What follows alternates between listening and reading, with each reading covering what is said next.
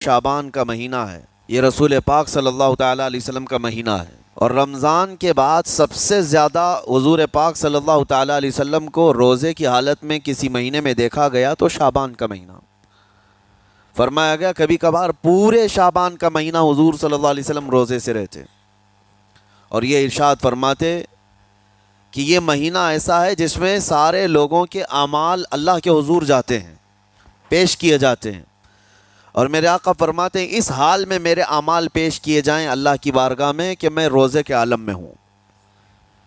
جب میرے اعمال پیش کیے جائیں اللہ کی بارگاہ میں تو میں روزے کی حالت میں ہوں۔ تو یہ شعبان کا مہینہ جو اب رمضان المبارک کے قریب کر رہا ہے، لیکن بعض بزرگوں نے یہ بھی فرمایا شعبان میں موتیں بھی کثرت سے ہوتی ہیں، لوگوں کا یہاں پر حساب کتاب 15ویں شعبان کو جو اب شب برات آنے والی ہے لکھ دیا جاتا ہے، سال بھر میں کیا کیا ہونے والا ہے، کتنے لوگ جانے والے ہیں، کئی لوگوں کی کتابیں بند کر دی جاتی ہیں۔ حدیث پاک میں یہ بھی ہے کہ فیصلہ اللہ تعالیٰ فرشتوں کے حوالے فرما رہا ہوگا، حالانکہ جب ہم ماں کے پیٹ میں تھے تبھی لکھ دیا گیا ہے کہ کتنی عمر ہے، لیکن فرشتوں کو جو ٹرانسفر کیا جاتا ہے سال میں ایک مرتبہ، اگلے سال ان کا کیا کیا ہونا ہے۔ اور حدیث میں ہے کسی کے متعلق فرشتوں کو یہ کہا جا رہا ہوگا کہ فلاں 1 مہینے بعد، 2 مہینے بعد، 1.5 مہینے کے بعد اس کی فلاں وجہ سے موت آئے گی، لیکن وہ بندہ شادی کی تیاری کر رہا ہوگا، وہ بندہ جس کے موت کا آرڈر جاری ہو چکا ہے، فرشتے لے چکے ہیں، وہ اپنے کاروبار کے اور اپنے گھر بار کے بنانے میں مصروف ہوگا، اسے اندازہ تک نہیں ہوگا کہ شعبان کے اس مہینے میں اس کی موت کا پروانہ نکل چکا ہے۔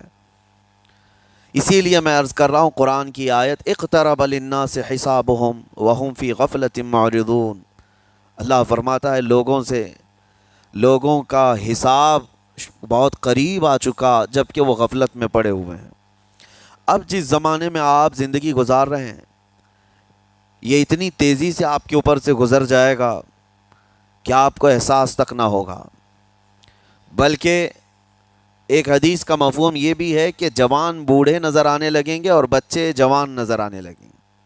وہ دور آئے آج، بچے تو ہمارے جوان ہو ہی چکے ہیں، جو 6 سال کے بچے ہیں، 5 سال کے بچے ہیں، جن کو حقیقت میں بچہ کہا جاتا تھا، اب کے زمانے میں وہ بچے ہی نہیں رہ گئے۔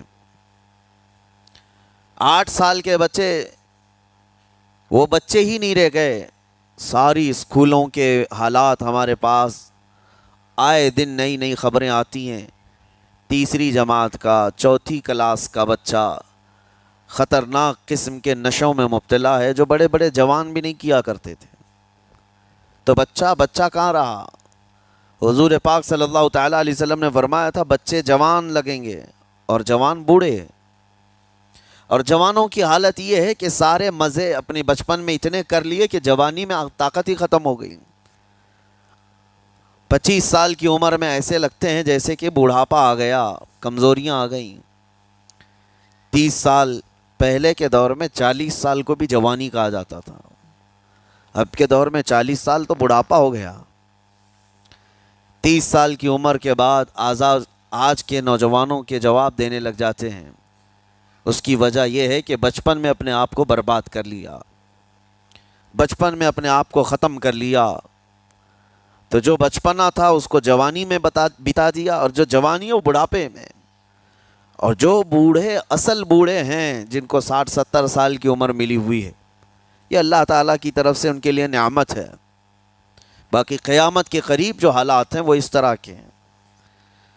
اور مزید میں آپ کو یہ بھی بتا دوں کہ زمانہ ترقی کرتے کرتے تمہیں ایسا سست اور کاہل بنا دے گا کہ تم کوئی کام کے لائق بھی نہیں رہ جائیں گے۔ بہت ساری چیزیں ہم سے رخصت ہو رہی ہیں، ہمیں اندازہ بھی نہیں۔ ابھی کل ہی میں ذکر کر رہا تھا، ابھی 10 سال پہلے، 20 سال پہلے جو چیزیں ہمارے آنکھوں کے سامنے موجود تھی وہ اب غائب ہو چکی ہیں۔ خالی وقت اسے ملے تو نشہ بھی یاد آ جائے، خالی وقت اسے ملے تو عورتوں کی طرف میلان بھی بڑھ جاتا ہے، خالی وقت اسے ملے تو اس کو دولت لٹانے اور عیاشی کرنے کی فکر بھی سوار ہونے لگتی ہے۔ اپنے آپ کو کسی چیز میں مصروف کر لے اور سب سے بہترین مصروفیت کیا ہے؟ اللہ اور اس کے رسول کا ذکر پاک ہے۔ یہ سب سے بہترین مصروفیت ہے کہ تم نے اپنے آپ کو اس میں مصروف کر رکھا تو اللہ تعالیٰ دنیا کی تمام مصروفیتوں سے تمہیں آزاد کر دے گا، برائیوں سے آزاد کر دے گا۔ قرآن میں رب تعالیٰ فرماتا ہے وَقَالُوا حَسْبُنَا اللَّهُ وَنِعْمَ الْوَكِيلُ، جنہوں نے یہ کہا ہمارا رب ہمارے لیے کافی ہے، ہمارا اللہ ہمارے لیے کافی ہے، اور کیا ہی بہترین مددگار ہے، کیا ہی بہترین وکیل ہے جس نے یہ کہا۔ اللہ فرماتا ہے اس کے فوراً بعد آیت آئی ہے فَانْقَلَبُوا بِنِعْمَةٍ مِّنَ اللَّهِ وَفَضْلٍ لَمْ يَمْسَسْهُمْ سُوءٌ، اللہ ان لوگوں کو اپنی خاص نعمتوں میں لے جائے گا، ایسی جگہ جہاں کوئی برائی انہیں چھو بھی نہ سکے گی۔ جنہوں نے اللہ کی بارگاہ میں یہ کہا حسبنا اللہ ونعم الوکیل، آگے بھی ہے دوسری آیت ہے نعم المولا ونعم النصیر، جس نے یہ کہا اللہ فرماتا ہے ان بندوں کو اللہ اپنی خاص نعمتوں میں لے جائے گا اور فضل میں لے جائے گا، ایسی جگہ لم یمسسہم سوء، جہاں انہیں کوئی برائی چھو بھی نہ سکے گی، کوئی برائی نہ آ سکے گی۔ اسی لیے کثرت سے اپنے آپ کو مصروف رکھو۔ یہ جو محافل ہماری ہو رہی ہیں اللہ کرے کہ ہمیشہ قائم رہیں۔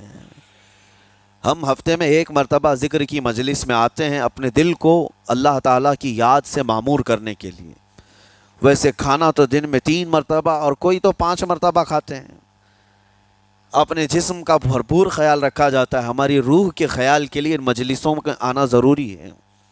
یہ مجلسوں کی پابندیاں، اور اگر آپ اس کو ہی یہ سمجھ کر نہ چلیں کہ ہم نے ایک بار ہفتے میں ذکر کر لیا تو اب کافی ہے، ہماری گاڑی بھی جو ہے پیٹرول بار بار مانگتی ہے، اس کو جس طرح سے چلاتے ہیں اس طرح سے اس کی خواہش بھی ہے۔ روزانہ گاڑی کو اگر کہیں کھڑی کر رکھیں تو زیادہ پیٹرول نہیں لگے گا، لیکن چلتی رہے تو بار بار پیٹرول کی ضرورت ہے۔ ہم میں سے ابھی کوئی ایسا نہیں ہے جو بستر پر پڑا ہوا ہے، ہر کوئی چل رہا ہے، پھر رہا ہے، دنیا میں مصروف ہے۔ تم اپنے کھانے پانے بھی کر رہے ہو، لوگوں سے ملاقات بھی کر رہے ہو، اس کا مطلب ہے تمہاری گاڑی چل رہی ہے اور اس کو پیٹرول بار بار چاہیے۔ اور یہی جو ایندھن ہے، یہ پیٹرول ہے، اس کا کام یہ اللہ تعالیٰ کا ذکر کرتا ہے۔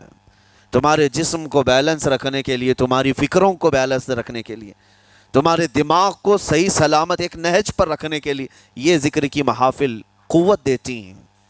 اگر اس ہفتے میں آپ نے ذکر کیا نہیں ہوا تو آپ اپنے ہی گھر پر سونے سے قبل بستر پر بیٹھ کر کیوں اللہ کا ذکر نہیں کر لیتے؟ 5 منٹ 10 منٹ اس مولا کو پکار کر کے سونے میں کیا حرج ہے؟ لوگ موبائل دیکھتے، گانے سنتے، فلمیں دیکھتے ہوئے سو جاتے ہیں، لیکن اللہ رب العزت کو یاد کر کے سونے والا، میرے عزیز و قرآن میں مولا فرماتا ہے فَاذْكُرُونِي أَذْكُرْكُمْ، اس کا وعدہ ہے تم مجھے یاد کرو میں تمہیں یاد کروں گا۔ اور اس کی تفسیر میں اللہ تعالیٰ کے اس قول میں، اس فرمان کی تفسیر میں بزرگوں نے فرمایا اللہ کیسے یاد کرتا ہے بندے کو؟ اللہ بندے کو کیسے یاد کرتا ہے؟ جب تم اس کی یاد میں مصروف رہے، اپنے آپ کو بزی کر رکھا، اللہ تمہیں کیسی جگہ یاد کرتا ہے؟ فرماتے ہیں مفسرین کہ بندہ تو لوگوں میں اللہ کو یاد کیا، اور اللہ بندے کو فرشتوں میں یاد کرتا ہے۔ فرشتوں کے درمیان تمہارا ذکر ہونے لگتا ہے کہ فلاں کا بیٹا فلاں آج میرا ذکر کر رہا تھا۔ آج محفل ذکر سے جتنے نکلیں گے اللہ کریم ہمارا ذکر فرشتوں میں ضرور فرمائے گا، فرشتوں میں ضرور ذکر ہوگا کہ فلاں بندہ آج ذکر میں مشغول تھا۔ اور پھر یہ بھی فرمایا بزرگوں نے، مفسرین نے، کہ اللہ تعالیٰ وہاں یاد کرتا ہے جہاں فرشتے ہوں، فرشتوں کی محفل میں تمہارا ذکر۔ اور اس کے علاوہ یہ بھی فرمایا گیا کہ تم دنیا میں زندگی میں اسے یاد کرتے تھے اور وہ تمہیں مرنے کے بعد قبر میں یاد کرے گا۔ جب دنیا تمہیں چھوڑ دیتی ہے تب اللہ تعالیٰ تمہیں یاد فرماتا ہے۔ فَاذْكُرُونِي أَذْكُرْكُمْ کا مطلب یہ ہے وہ تمہیں یاد فرمائے گا، لیکن اس کے لیے کثرت سے تم اللہ کو یاد کرو، اللہ کو یاد کرو۔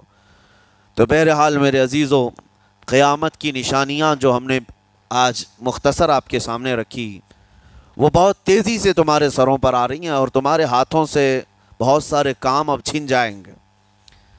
ابھی آپ ترقیات میں خوشی سے بات کرتے ہوئے بیٹھتے ہیں نا، ڈسکس کرتے رہتے ہیں کہ سنا ہے ایسی کار آ رہی ہے کہ وہ اب بغیر ڈرائیور کے چلے گی، روبوٹ سے چلے گی، اس کو تو ہم خوشیوں میں ڈسکس کرتے ہیں کہ اچھا ایسا ہونے والا ہے۔ پہلے ایسا تھا کہ موبائل آپ بٹن کے دباتے تھے، کسی نے اگر خبر کر دیا کہ نہیں بعد میں صرف ٹچ کرنے سے آتا ہے تو آپ کہتے اچھا ایسا بھی آنے والا ہے۔ لیکن اب کوئی کہے تو آپ کو کوئی تعجب نہیں، ٹچ اسکرین، کوئی تعجب کی بات نہیں، بنا ڈرائیور کے گاڑیاں آ جائیں گی۔ اس طرح ہوتے ہوتے نظام زندگی اس قدر بدل جائے گا، اس قدر بدل جائے گا۔ آج میری یہ بات نوٹ کر کے رکھ لیں، زندگی باقی رہی تو 10 سال بعد انشاءاللہ ہم ملاقات کریں گے، اگر اللہ نے زندگی باقی رکھی، اور اس کے بعد پھر ہماری یہ باتیں میچ کر کے دیکھیں کہ کیا کیا ہوا ہے اور کیا کیا دنیا بدل چکی۔ اسی لیے میں کوئی بھوشمانی نہیں کر رہا ہوں، اور نہ ہی کوئی جوتش بابا ہوں طوطا لے کر جو بیٹھتا ہے، یا تمہارے ہاتھوں کی لکیریں دیکھ کر کے کوئی فیوچر بولنے والا نہیں۔ مصطفیٰ کریم صلی اللہ تعالیٰ علیہ وسلم کی احادیث سے جو قیامت کے قریب ہونے والے رونما ہونے والے واقعات ہیں، میں ترجمانی کر رہا ہوں حضور کی حدیثوں کی، اس لیے کہ ہمیں پتہ ہے دنیا کے سارے سائنسدان جھوٹ بول سکتے ہیں، مدینے والے کی بات جھوٹ نہیں۔ میرے آقا صلی اللہ تعالیٰ علیہ وسلم کا فرمان جھوٹا نہیں ہو سکتا۔ اس لیے اگلا دور جو آ رہا ہے وہ بڑا سخت ترین ہے۔ اب آپ دیکھیں، محنت سے عاجز، ہر چیز سے محنت سے تمہیں نکال لینا ہے۔ میں نے تو لکھنے پڑھنے کی ایک مثال دی کہ تمہارے ہاتھوں سے قلم چلا جائے گا، تمہارے پاس سے کتابیں جو پرنٹ ہوتی تھی یہ بھی چلی جائیں گی، بس تم موبائل میں آڈیو کتابیں سنتے رہو۔ اور دور تو ایسا ہوگا کہ کچھ لکھنا بھی ہے، وہ بھی ابھی آ ہی چکا ہے، وائس کمانڈ جو ہوتا ہے اس کو بولو وہ لکھ کر کے دے دے گا۔ تم اس میں موبائل میں جو بولو گے وہ ٹائپ بھی ہو جائے گا۔ تو جب آپ کے بولنے سے سب لکھ بھی جاتا ہے تو قلم اٹھانے کی ضرورت کیا ہے؟ قلم چھوٹ گیا تمہارے ہاتھ سے، یہ سب چیزیں چھوٹ جائیں گی۔ آگے اب دور کے متعلق پیشین گوئیاں بعض سائنسدانوں نے یہ بھی کی ہیں کہ بچے پیدا کرنے کے لیے شادی ہونا بھی ضروری نہیں۔ یہ دنیا کا پلان ہے، یہ میں فطرت خداوندی کو نہیں بتا رہا، اللہ کے قانون کے خلاف ہے، لیکن دنیا یہ بھی چاہتی ہے کہ شادی کی بھی ضرورت نہیں، بچے ہم لیب میں پیدا کریں گے، لیبارٹری کے اندر ماں کی جیسے رحم دانی ہوتی ہے، بچہ دانی، آرٹیفیشیل اس کو تیار کر کے اس کے اندر کسی مرد کے نطفے کو رکھ کر اس کو وہیں پروان دیا جائے گا۔ نہ کسی یہ شادی کی ضرورت ہے، نہ کوئی عقد، نہ کوئی ایگریمنٹ، کچھ نہیں۔ جس کو بچہ چاہیے وہ لیب سے خرید لے، ہر طرح کی چیزوں سے تمہیں آری کر دیا جائے۔ ابھی تو بہت سارے لوگ سوال بھی کرتے ہیں ہم سے ٹیسٹ ٹیوب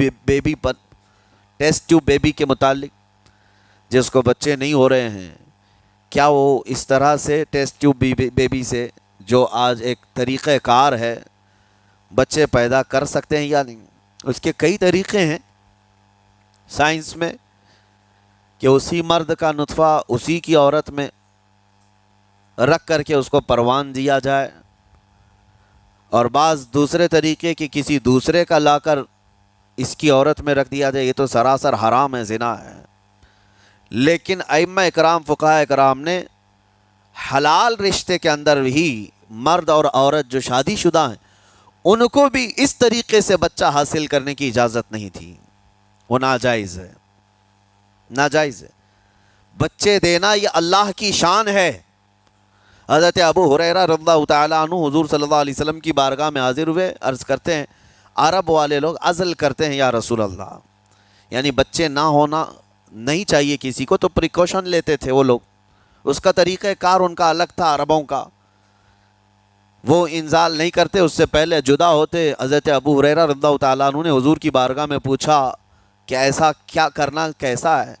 نبی پاک صلی اللہ تعالیٰ علیہ وسلم نے ارشاد فرمایا اگر رب تبارک و تعالیٰ چاہے تو بھی بچے عطا کرے گا، کوئی عزل کر لے الگ ہو جائے، اگر مولا کو دینا ہو تو اس حال میں بھی اللہ تعالیٰ بچے عطا کرے گا۔ جو مولا بغیر باپ کے عیسیٰ پیدا فرماتا ہو، تو بہرحال میں بات الگ نہ چلی جائے اسی لیے عرض کر رہا ہوں کہ اگلے دور میں سارے کام کاج تمہارے ہاتھوں سے نکل جائیں گے، عاری کر دیا جائے گا اور تمہیں سست اور کاہل بنا دیا جائے گا، اور جب بندے کے پاس کوئی کام ہی باقی نہ رہے تو اس کا دماغ شیطانی بن جائے گا اور شیطان اس کو ہانکتا رہے گا صبح سے شام تک، شام سے صبح تک۔ اور میں آپ کو بتا دوں دنیا یہ چاہتی ہے کہ رات کو دن بنا دے، یعنی کوئی رات کا تصور ہی نہ رہے، نہ اندھیرا ہے نہ ہی کوئی اس طرح کی تاریکی، بلکہ پورا ٹوٹل 24 آورس ایسا ہی اجالا دکھنا چاہیے۔ تمہاری نیندیں ختم ہوں، کسی کے لیے بھی اندھیرا ہو گیا چلو سوئیں، یہ اللہ کے جتنے نظام ہیں اس سے یہ دنیا چھیڑ چھاڑ کرنے کی کوشش کر رہی ہے۔ یہ جو خفیہ طاقتیں ہیں دنیا کو جو چلا رہی ہیں، وہ فری میسن ہوں اور سیکریٹ تنظیمیں جو آج دنیا میں کام کر رہی ہیں، وہ قانون خداوندی سے چھیڑ چھاڑ کرنا ان کی فطرت ہے، عادت ہے۔ ہر چیز جو اللہ تعالیٰ کی بنائی ہوئی، پہاڑوں کو اپنی جگہ سے ہٹا دینا۔ عرب میں آج پتہ ہے آپ کو، سعودی میں سب سے زیادہ پہاڑ کاٹے جا رہے ہیں، پہاڑ اتنے کاٹتے ہیں وہ لوگ، پورے کے پورے پہاڑوں کو انہوں نے زمین سے الگ کر دیا اور وہاں پہاڑ کا وجود ہی نہیں۔ مکہ میں جا کر آپ دیکھ لیں، مدینے میں جا کر دیکھ لیں، 4 سال 5 سال کنٹینیو کئی مشینیں لگا کر کے پورے پہاڑ کو صاف کر دیا، پتھر کے پہاڑ۔ اصل میں یہ نظام قدرت ہے، پہاڑ یوں ہی نہیں بنائے اللہ نے زمین پر۔ والجبال اوتادا، یہ میخ بنا کر کے اس میں گاڑ دیے گئے تاکہ زمین ہلنے نہ پائے، زمین پانی پر ہے، اور جب پہاڑوں سے چھیڑ چھاڑ کیا جائے گا زمینوں میں زلزلے آئیں گے، ادھر سے ادھر زمین ہل جائے گی۔ اور تو اور انہوں نے اپنی ٹیکنالوجی کو بڑھاتے بڑھاتے قانون خداوندی میں چھیڑ چھاڑ کے لیے کیا نہیں کیا، انہوں نے جعلی اور آرٹیفیشل ارتھ کویک لانے کی کوششیں کی، مصنوعی زلزلے، مصنوعی بارش ہوتی نہیں، لیکن پورے کلاؤڈ کو جمع کر کے، بادلوں کو جمع کر کے ایک جگہ، اور پھر اس کو کیمیکل کے ذریعے سے پانی برسا دیا جائے۔ لوگوں کو لگتا ہے کہ ابر چھا گیا اور پانی آنے لگ گیا، یعنی بارش بھی مصنوعی برسائی جائے، ہوائیں بھی مصنوعی چلائی جائیں، پہاڑ بھی کاٹ دیے جائیں، جعلی زلزلے لائے جائیں۔ سونامی کو بھی لانے کی ترکیبیں ان لوگوں نے سوچی کہ زیر زمین جو لاوا ہوتا ہے اس کے اندر دھماکہ کر دیا جائے تاکہ پانی کی موجیں بے قابو ہو کر بہت زیادہ لہریں اٹھ جائیں اور دنیا میں تباہی مچائیں۔ بیماریاں اللہ کی طرف سے آتی ہیں، لیکن بیماریاں یہ لیب میں بنانے کی کوشش کرتے ہیں کہ وائرس بنائے جائے اور لوگوں کے درمیان چھوڑ دیے جائیں، جس کو آج دنیا کی بڑی طاقتیں بایو ویپن کا کہتی ہیں، یعنی ہتھیار صرف گولہ بارود بندوق اور میزائل ہی نہیں ہیں، ہتھیار یہ وائرس بھی ہیں، کیمیکل بھی ہے، دوائیوں کی شکل میں۔ یہ برسوں سے یہ تنظیمیں اس بات پر کام کر رہی ہیں، حتیٰ کہ یہ نظام قدرت کو، نظام خداوندی کو پورے اکثر بدلنے کے لیے انہوں نے مردوں کو عورت بنانا، عورتوں کو مرد بنانے کی بھی مہم چھیڑ رکھی ہے۔ ٹرانسجنڈر، ان سب کو خاص قانونی حق دیا جائے گا، اور مرضی سے آدمی اپنے جینڈر کو، اپنی جنس کو چینج کروا لے۔ یہ قانون خداوندی میں چھیڑ چھاڑ ہے نہیں، اور انسان کو جس کام کے لیے پیدا کیا گیا تھا اس کام سے اس کو عاری کر دیا جائے، کاہل بنا دیا جائے۔ اسی لیے دیکھیں وہ رحمان مولا چاہے تو تمہیں گھر میں بٹھا کر خوب رزق دے، وہ غفار ہے جو چونٹیوں کو اپنے سوراخ میں رزق دیتا ہے، مچھلیوں کو پانی کے اندر رزق دیتا ہے، وہ اشرف المخلوقات کو کیوں نہیں کھلائے گا؟ لیکن اس کا حکم یہ ہے اذا قضیت الصلاۃ فانتشروا فی الارض، جب نماز پڑھ لو تو زمین میں پھیل جاؤ اور اللہ کا رزق ڈھونڈو۔ یہ نہیں کہ گھر میں بیٹھ کر کے تم پکارتے رہو رزق آ جا، رزق آ جا، رزق آ جا، یہ نہیں ہے۔ تمہیں کیوں؟ تم کاہل اور سست نہ بنو، تمہیں فرمائے گا ہاتھ پیر چلاؤ، نبی پاک صلی اللہ تعالیٰ علیہ وسلم نے ارشاد فرمایا دنیا کا سب سے بہترین رزق وہ ہے جو اپنے ہاتھوں کی کمائی محنت سے. اور حضور فرماتے ہیں اللہ کے نبی داؤد علیہ السلام لوہے کا کام کرتے اور خود اپنے ہاتھوں سے لوہے کو تپا کر کے نقش بناتے اور لوہے کی زرہ جو جنگوں میں پہنی جاتی یہ بنا کر کے بیچتے تھے اور اس کی آمدنی سے حضرت داؤد علیہ السلام اپنا گھر چلاتے تھے. حضرت ادریس علیہ السلام کپڑے سلتے تھے, درزی کا کام کرتے اور اپنا گھر چلاتے. حضرت ابراہیم علیہ السلام گھر بنانے کا کام کرتے رہے. اسی لیے نبی پاک صلی اللہ تعالیٰ علیہ وسلم نے فرمایا اللہ کے سارے نبی اپنے ہاتھوں کی کمائی کھایا کرتے تھے, کوئی گھر بیٹھ کر کے نہیں. جو لوگوں کو آج یہ شوق ہے کہ بس کسی کو جائیداد میں کچھ پراپرٹی ملی تو کرائے پر چڑھا دو اور کرایہ کھاتے رہو. کیوں محنت کرنا ہے, کوئی کام کیوں کرنا ہے؟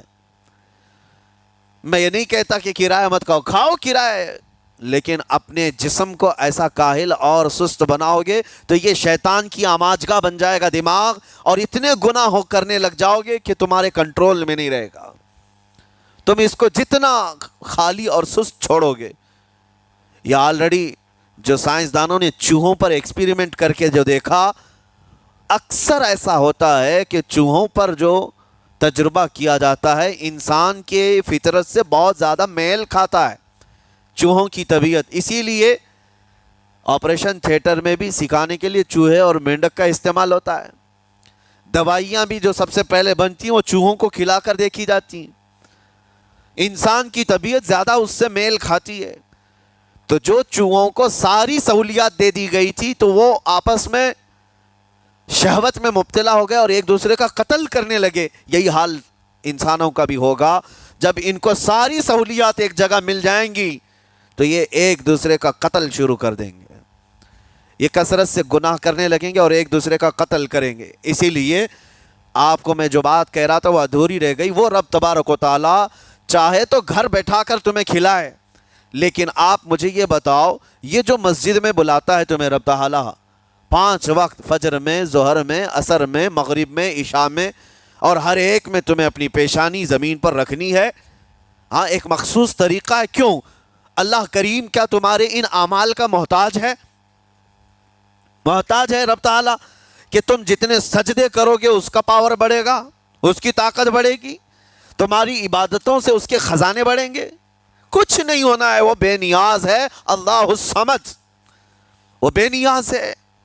لیکن تمہیں یہ جو پریکٹس کرائی جاتی وہ اسی لیے کہ تم سست اور کاہل نہ بنو. کسی گاڑی کو زیادہ دن گیریج میں رکھ دیا جائے, چاہے وہ نئی کیوں نہ ہو, زنگ لگ جاتا ہے اور اس کے بعد پھر اس کے اندر خرابیاں شروع ہو جاتی ہیں. انسان اپنے آپ کو اسی طرح کاہل رکھ دے, سست رکھ دے, تو پھر اس کے اندر بھی عجب عجب قسم کی بیماریاں, وہ گناہوں کی بیماریاں بھی شروع ہوتی ہیں اور جسمانی بیماریاں بھی شروع ہوتی ہیں. اسی لیے تمہیں 5 وقت یہ پریکٹس بھی کرائی جاتی ہے کہ نمازیں پڑھتے رہو, اپنے آپ کو بزی رکھو. تم بار بار پیشانی زمین پر جھکاؤ اور اٹھاؤ, جھکاؤ اٹھاؤ. یہ پریکٹس اسی لیے کرائی جاتی ہے کہ تمہارا جسم سست اور کاہل نہ رہے. اللہ کریم بندوں کے تمام مصالح اور ان تمام حاجتوں کو بہتر جانتا ہے کہ بندہ کس میں بہتر ترقی کر سکتا ہے. اسی لیے میرے عزیزو اپنے آپ کو خالی مت چھوڑو, اپنے آپ کو خالی مت چھوڑو. اور وقت ہمارے پاس اتنا کم ہے کہ حساب دینے کے وقت ہمیں سب کو پتہ چل جائے گا. قیامت کے دن یہ بھی روایت میں ملتا ہے کہ بندہ یہ یاد کرے گا کہ میرے پاس اتنا وقت تھا, کاش میں کچھ نہ کرتا تسبیح لے کر بیٹھا ہوتا, کاش میں کچھ نہ کرتا دعائیں کر رہا ہوتا, تو اللہ تبارک و تعالیٰ اس کا بدلہ مجھے قیامت میں عطا کرتا. لیکن جنہوں نے اپنے اوقات کو یہاں پر خالی گنوا دیے, فضول میں برباد کیے, وہ بہت پچھتاوے میں ہوں گے, بہت پچھتاوے میں ہوں گے. جتنا وقت اپنے پاس باقی ہے اس کو مصروف کر دو, اس کو مصروف کر دو. اللہ کریم ہم سب کو گزرے ہوئے تمام برائیوں کے کفارہ ادا کرنے کی توفیق عطا فرمائے. رب تبارک و تعالی ہمیں سستی اور کاہلی سے محفوظ فرمائے. میں آپ کو اس لیے بھی ایکٹیو کر رہا ہوں کہ اپنے آپ کو اتنا پابند کر لو کہ رمضان آنے والا ہے اور اس میں عبادتیں زیادہ ہوں گی. کیوں؟ 20 رکعت کھڑے ہونے میں تمہارے جسم میں سستی اور کاہلی نہیں آنی چاہیے. ہاں ایک دن تراویح میں جوش میں آیا اور دوسرے دن افطاری کر کے خراٹے لینے لگ گیا، کھا کر کے پورا سو گیا، اور اس کے بعد پھر پتہ چلا سیدھے یہ شب قدر میں آیا ہے۔ تو رمضان المبارک کو بھی جن لوگوں نے ایسا برباد کیا وہ پچھتاتے رہ جائیں گے، اور کچھ نہیں۔ رمضان ہر دن نہیں آنے والا ہے اور ہر مہینے نہیں آتا ہے، سال میں ایک مرتبہ رمضان اللہ کا مہمان ہے۔ اس کے آنے سے پہلے اس کے آنے کی تیاریاں بھی کر لو، اپنے جسم کو ابھی سے اتنی عادت ڈالو، بلکہ جسم کو نہ صحیح لیکن دماغ کو اتنا بنا لو کہ مجھے یہ کرنا ہی ہے۔ یہ رمضان آئے گا تو میں ختم قرآن ضرور کروں گا، یہ رمضان آئے گا تو تراویح کی ایک رکعت بھی میری مس نہیں ہوگی، یہ رمضان آئے گا تو پورا قرآن میں تراویح میں ضرور سنوں گا، یہ رمضان آئے گا پورے رمضان میں ہر دن میں نبی پاک صلی اللہ علیہ وسلم پر 100 بار درود ضرور پڑھوں گا۔ یہ عہد ہوتے ہیں، یہ رمضان کی تیاریوں کے طریقے ہوتے ہیں۔ قرآن پاک پورا ختم کریں گے انشاءاللہ۔